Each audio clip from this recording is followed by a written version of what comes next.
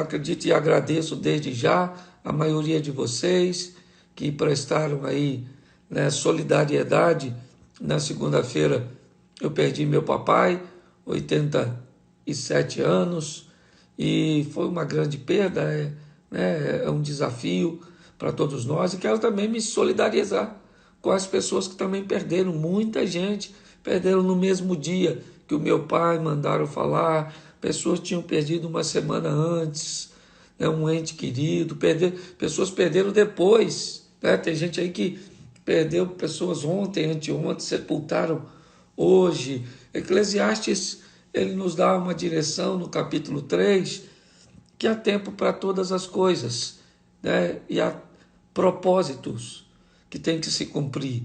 E ali diz claramente tempo de nascer, tempo de morrer, tempo de ganhar, tempo de perder, tempo de abraçar e tempo de, né, afastar-se do abraço. E hoje nós nem estamos aí mortos e estamos impedidos aí de abraçar pessoas, o que era um ato de afeto, de carinho, de respeito, acabou virando uma arma aí nessa questão, né, dessa reclusão, dessa reter as pessoas em suas residências. E realmente quem não tem necessidade de estar na rua não deve estar na rua, essa é a grande verdade, né?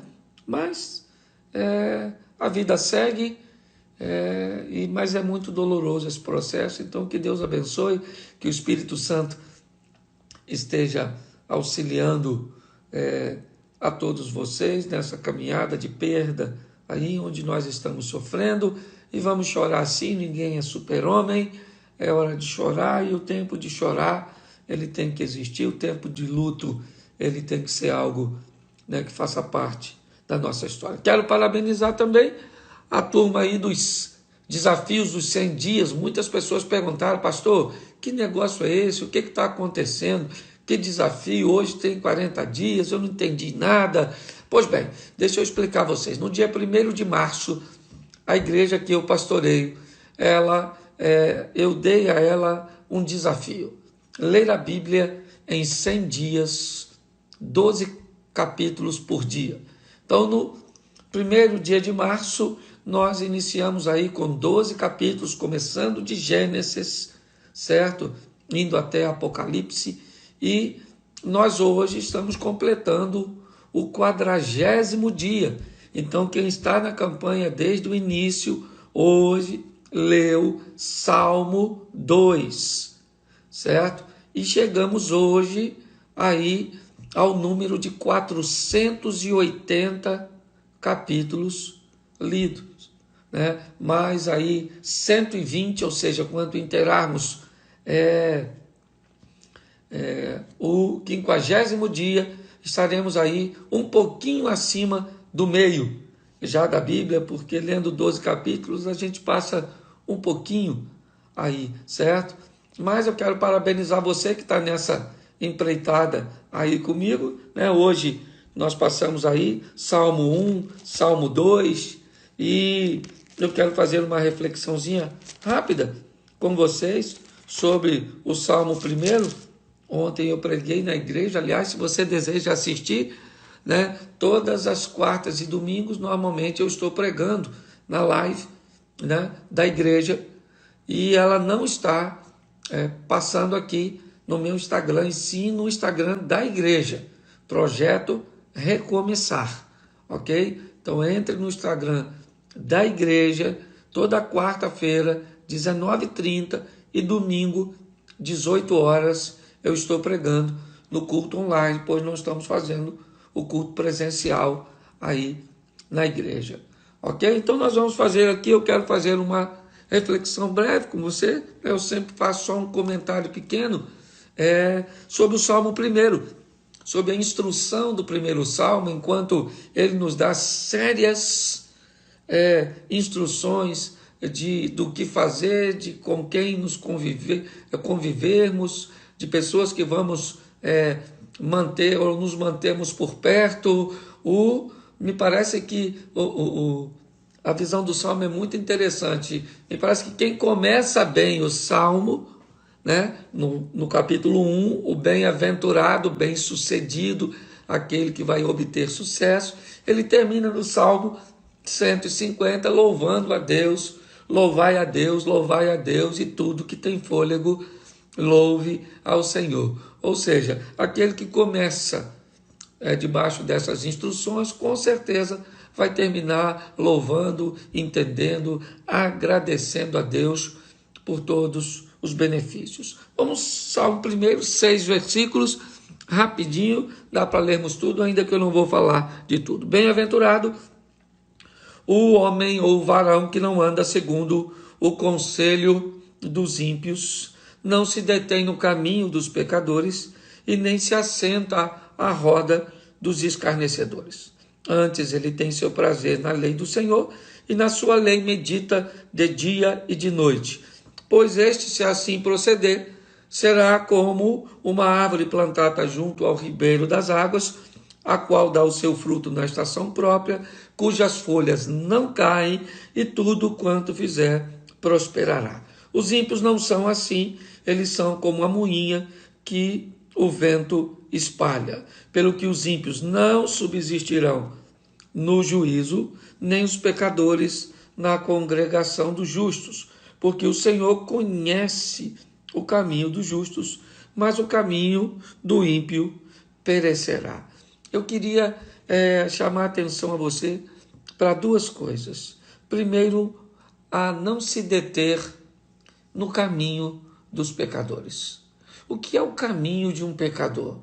O caminho de um pecador é o pecado, certo? Qual é o grande problema? O problema é que todos nós não conseguimos deixar de pecar. Isso eu acho até que é uma coisa muito benéfica, porque não me dá o direito de apontar para ninguém.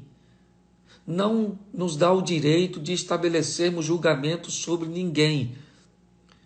Por pior que seja a pessoa, certo? Nós também temos os nossos defeitos. Talvez não seja da magnitude do dela, mas é só nós entendermos que pecado, independente do que seja, se não for confessado, se não houver arrependimento, se não houver correção, transformação, nós vamos para o mesmo lugar que o outro foi quando pecou. Será que tem níveis de sofrimento no inferno? Seria mais ou menos isso? Eu vou para um lugar no inferno que é um pouquinho mais refrescante que o outro, porque o meu pecado é um pouquinho mais ameno que o outro. Então, para onde vai o fofoqueiro, vai o homicida, vai o mentiroso, vai o assassino, vai o fornicador, todos vão para o mesmo ambiente. Então, entender que o caminho do pecador é o pecado, mas o mais interessante é lidar com essa palavra, não se deter no caminho.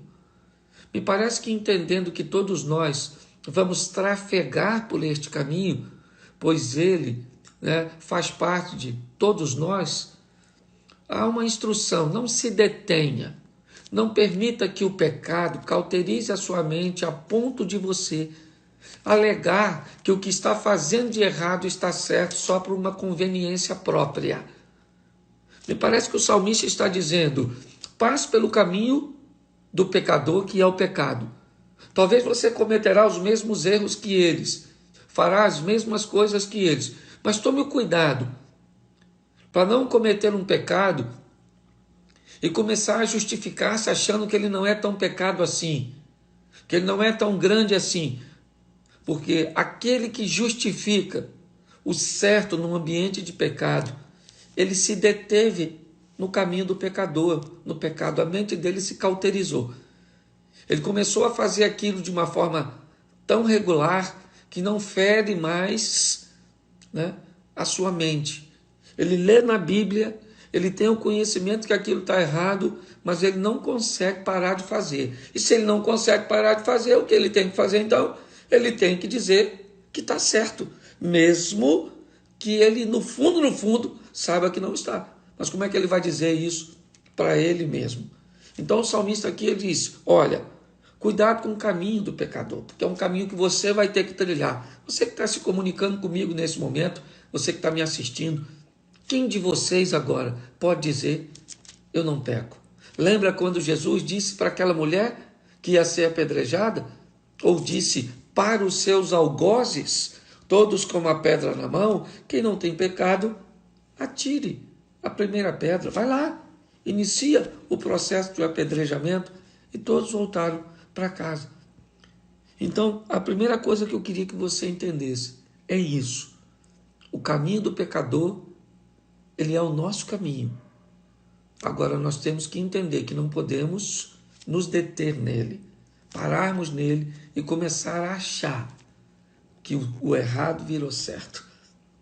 O verso de número 2, ele diz, antes ele tem o prazer na lei do Senhor e na sua lei medita de dia e de noite. Isso parece um negócio esquisito, um troço de doido. Quem é que vai ficar o tempo inteiro meditando na Bíblia?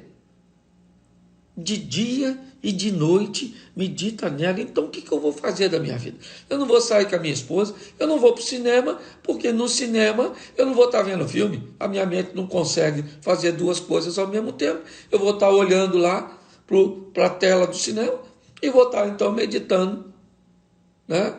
Eu vou estar conversando ou num romance com a minha esposa, eu não posso, porque eu tenho que estar meditando.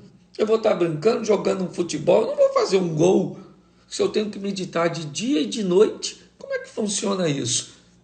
Pois é, isso é algo bem interessante. Preste atenção. Eu só medito naquilo que eu coloquei para dentro da minha mente.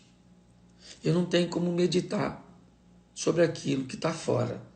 A meditação, certo? É aquilo que entrou na nossa mente, quer via de um filme, de uma conversa, de uma música, de uma leitura, certo? De ouvir uma pregação, seja o que for. Para que haja meditação, só se medita sobre aquilo que entrou. Certo? Ainda que seja apenas uma informação primária de algo que você vai dar sequência para aprender. Alguém falou com você sobre um livro bom, você não lê o livro, mas você vai meditar sobre o conselho de ler o livro, de assistir o vídeo, de ver o filme, de ver a série. Ok? Então, primeiro você precisa colocar. Então, se você, para meditar na lei do Senhor, você precisa ler. Você precisa ter ouvido, conhecer um texto de cor, para que você consiga meditar. E como é que eu medito nisso, então, de dia e de noite? Todas as vezes, principalmente, que eu estiver mediante uma situação que eu entenda que é algo mais sério, que precisa de uma reflexão, de uma decisão, eu paro então e analiso aquilo segundo o que eu entendo da Bíblia. Eu não vivo o dia inteiro pensando, olhei agora, eu vou fazer aquilo ali. Eu vou meditar na lei do Senhor se eu tomo água agora ou não. Se eu vou fazer 10 minutos de live ou 20. Não, isso é coisa de louco, isso é religiosidade. Isso não vai te levar muito longe. Mas você entender que há momentos cruciais para que você medite. E há aquele momento que nós chamamos normalmente, né, a grande maioria de nós, de devocionar. É aquele momento onde você vai colocar as coisas para dentro. Vai pegar a sua Bíblia durante o dia, a lei do Senhor, vai colocar, vai ler 1, 2, 10, 12, eu não sei quantos capítulos nem quantos versículos. Cada um entende a sua dinâmica. O que não pode é deixar de colocar algo para dentro. Porque à medida que você coloca para dentro isso, pastor, eu leio a Bíblia e não entendo nada. Se preocupa muito com isso, não. Certo? Se preocupe em ler e ter intimidade com o autor, que é o Espírito Santo. Certo? Porque se você entende e não lê e tiver intimidade com o Espírito Santo, na hora que houver a necessidade, ele faz você lembrar do texto que você leu, porque ele não pode lembrar daquilo que você não leu, e ele te dá a explicação ou a aplicação para aquele momento que você necessita. Então, meditar de dia e de noite é ter sempre o conteúdo na sua mente, para que no momento que houver a necessidade, você possa colocá-la em prática com base no conhecimento bíblico. E isso é feito com aquele momento que você não vai usar, né, naquela hora. É simplesmente para colocar a informação, colocar a palavra de Deus dentro de você. Então fica essas duas diretrizes aqui. Cuidado com o caminho do pecador, porque ele é o pecado. E o Salmo 1 diz: não se detenha no caminho do pecador. Não pare no pecado. Não fique estagnado no pecado, dizendo que ele é mais forte que você, certo? Que ele é mais poderoso que você, e você já tentou, mas não consegue se libertar. Isso é é texto de derrotado. E segundo, certo? Coloque essa palavra de Deus, a lei do Senhor, em você, esteja pronta, quer de dia, quer de noite, para usá-la como uma ferramenta para tomar as decisões mais importantes. E muito mais do que usá-las, é pegar essa palavra no momento do dia e colocar ela para dentro, para que você tenha novos conteúdos, novas informações. Por isso que é importante ler o mesmo texto diversas vezes, porque a Bíblia ela é viva. Então você pode receber informações totalmente diferentes, porque você vai estar vivendo momentos diferentes, lendo o mesmo texto. Ok? Então vamos lá. Já estamos aí com 22 minutos e eu quero dar os anúncios. Vamos lá. Eu gravaria na segunda-feira uma live, né? Ou faria uma live na segunda-feira, entrevistando o pastor Silas Malafaia. Mas pela morte do meu pai, eu trabalho com humor, as coisas estavam bem para baixo, eu não achei pertinente, nem tinha clima. Então, eu entrei em contato com o pastor Silas e transferi essa live para a próxima segunda-feira. Então, eu vou estar fazendo o post dela amanhã novamente, né, indo para a próxima segunda-feira. Então, próxima segunda-feira, às 22 horas, eu vou estar entrevistando o pastor Silas Malafaia. Quinta-feira que vem também eu vou estar conversando com Paulo Pioli. Ele é um humorista da Praça é Nossa, um amigo, certo? Um caipirinha, é dos meus. E eu vou falar um pouco, né, com ele, conhecer um pouco a história dele, certo? Já saiu do SBT, voltou para o SBT, toda essa dinâmica, né? Ele é uma pessoa muito especial e aceitou fazer essa live comigo. Eu já entrei em contato com o André Valadão para fazer com ele. Vou estar fazendo com o Lucinho aí. Nós vamos fazer uma brincadeira bem legal, eu e o Lucinho, num projeto. Estou entrando em contato aí. Esse eu não confirmei ainda. Falei com ele, ele até me mandou uma mensagem, mas eu não consegui respondê-lo. Um amigo também, Maurício Manfrini, né? O Paulinho Gogó. E eu tenho muita gente aí no meio do humor, quer, né, no meio gospel, quer fora do ambiente gospel, mas tem muita gente boa aí que eu quero conversar, certo? E vamos dar essa oportunidade de ouvir muita gente boa aí ao longo desse período, ok? Então, para você, amanhã eu vou estar fazendo às 22 horas novamente, tá certo? Amanhã é feriadão aí, mas a turma já não está saindo nada. Imagine, né? Como é que vai ser amanhã. A grande maioria já está no feriado há muito tempo. Domingo é o domingo de Páscoa, né? Uma comemoração que tem muito a ver com a família. Então, guarde esse momento para sua casa, para sua família, ainda que estamos debaixo aí dessa orientação, dessa reclusão aí de estar, né, em casa. Ok?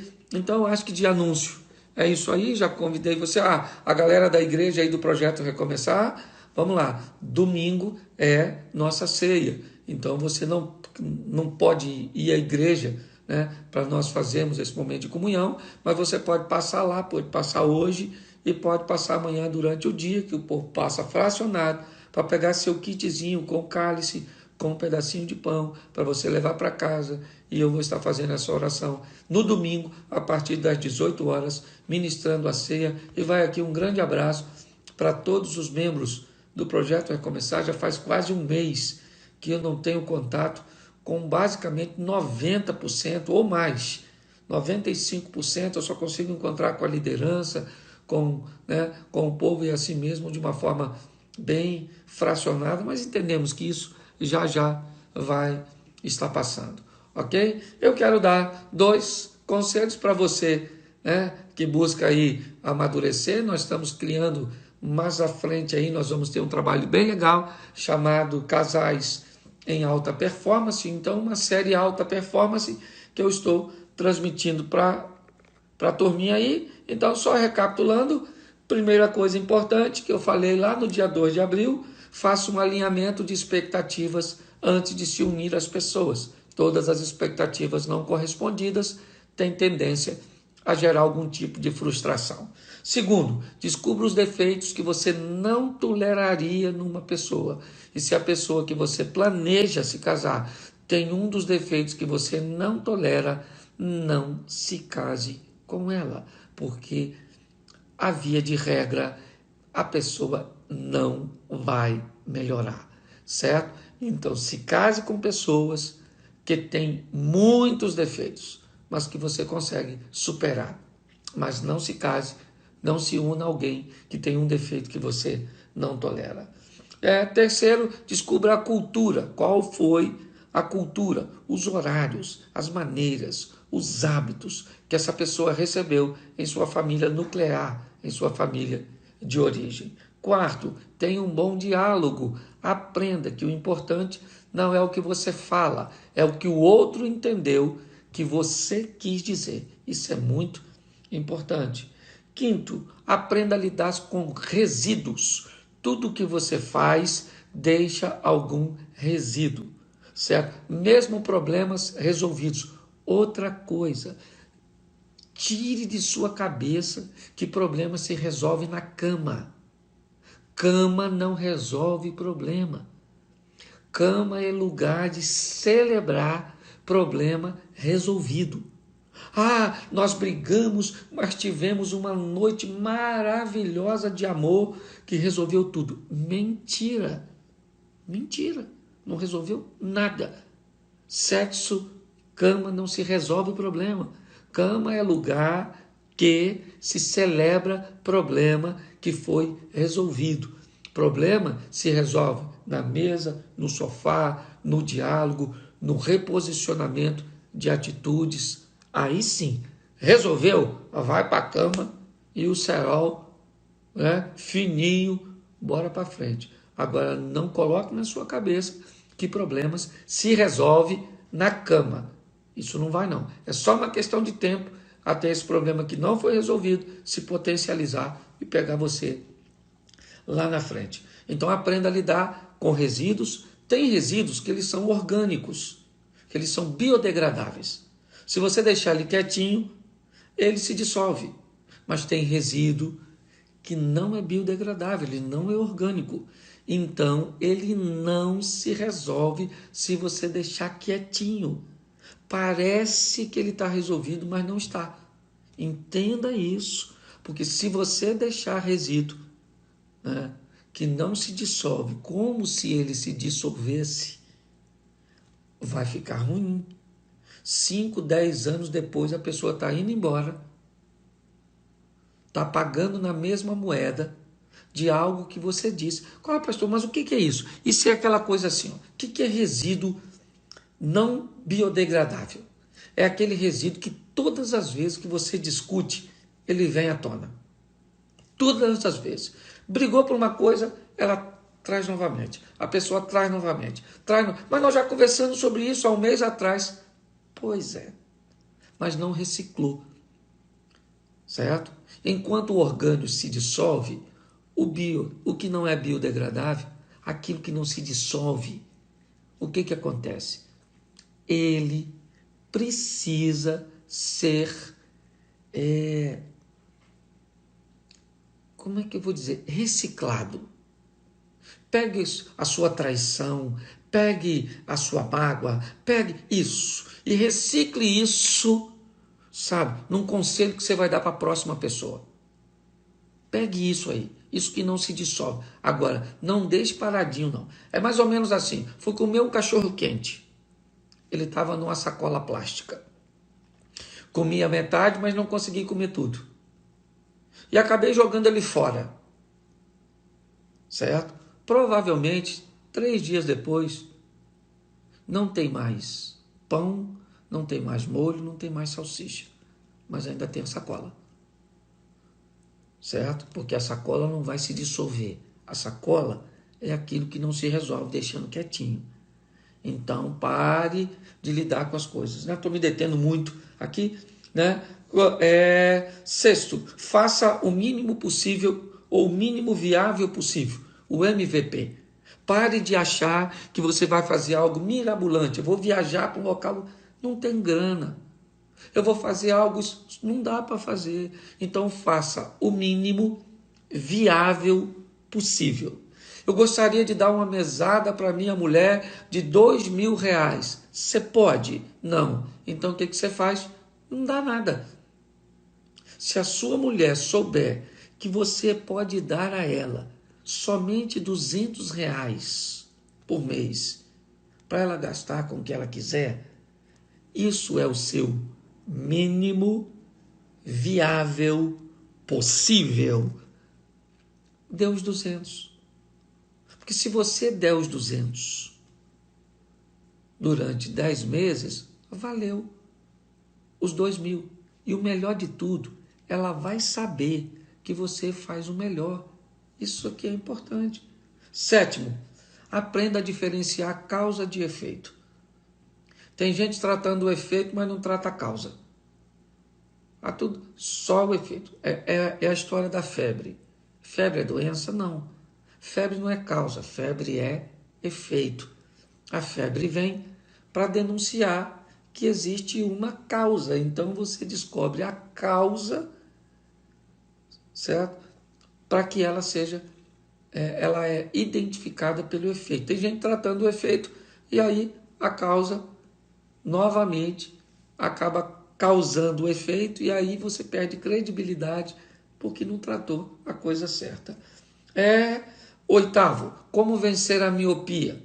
A arte de enxergar seus próprios defeitos. Isso também é muito importante. Tudo isso eu vou tratar lá na frente, num cursinho que a gente vai fazer, mas boa parte disso, de forma aí solta, vai estar já na internet, aí fique tranquilo. Quem quiser depois ir mais a fundo, aí a gente vai fazer uma inscrição, uma coisinha, tá certo? E hoje eu quero te dar mais 2 conselhos. Primeiro deles, descubra as pérolas. Descubra o que é importante para o outro. Pare de fazer para o outro o que é importante para você, achando que o outro é obrigado a dar o mesmo nível de importância que você dá às suas pérolas. Gaste um pouco de tempo, certo? Pastor, eu ajudo minha mulher todo sábado, sabe? Isso. E ela reclama que eu não vou com ela na casa da mãe dela no domingo. Mas eu não vou porque eu estou cansado. Eu ajudo ela todo sábado. Pergunte à sua mulher se mais importante para ela é ajudar ela todo sábado, ou se você poderia um sábado no mês não ajudá-la para ficar tranquilo para ir na casa dela no domingo, ou da mãe dela no domingo. Porque às vezes ir à casa da mãe dela é uma pérola, sabe? Valiosa para ela, muito mais do que ajudá-la no sábado. Gaste um pouquinho de tempo para descobrir qual é a pérola da sua esposa, a pérola do seu marido, qual é a pérola do seu filho, qual é a pérola da outra pessoa. Quando você descobre o que é importante para a outra, você gasta menos energia para ajudar e para realizar o que a outra pessoa precisa, certo? Então gaste um tempinho. E terceiro, décimo, agora vença a infantilidade. Você vai se relacionar. Você sabe por que criança não casa? Criança não pode casar por 2 motivos. Primeiro, porque não tem maturidade emocional. Segundo, porque não tem maturidade sexual. Qual é o grande problema? É que as pessoas ficam velhas. E quando elas ficam velhas, elas adquirem a maturidade sexual. mas isso não significa que elas adquiriram a maturidade emocional.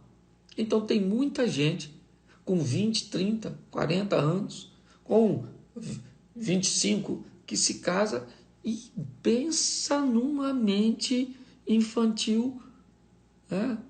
Uma briga por nada, eles têm ciúme do nada, é uma pirraça. Por que você fez isso? Porque ele fez isso comigo. Isso é coisa de criança de 6, 7 anos. Por que você bateu nele? Porque ele me bateu primeiro. Mas por que você está sentado aí? Porque ele sentou ali ontem e hoje é a minha vez. Lembra aquela historinha do filho que quer sentar entre o banco e outro? Antes era assim, agora está na cadeirinha. Tem que estar com cinto de segurança, mas antes era assim. Então, pessoas infantis, certo?